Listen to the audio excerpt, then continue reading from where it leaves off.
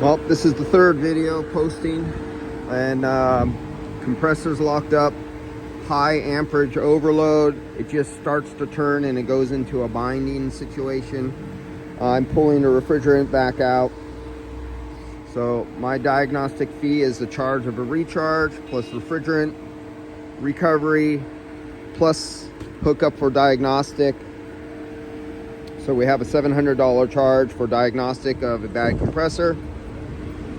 And I told them, for the owner is going to, they're pissed off like hell. The owner here is pissed off because he knows the owner. The owner is going to be super pissed off.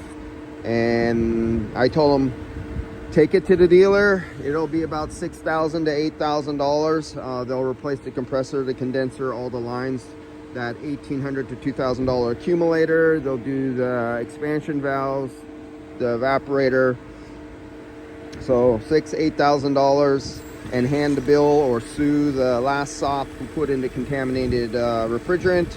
That was found out by the other shop who had a refrigerant identifier, who identified that they put contaminated refrigerant. Then they called me because they couldn't get it working and it was contaminated refrigerant.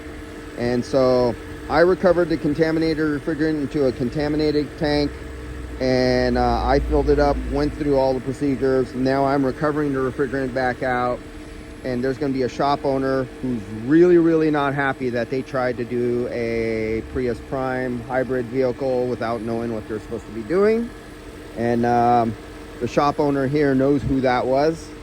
And so yeah, somebody's going to have a not happy day after they get the dealer bill for this. But no excuses.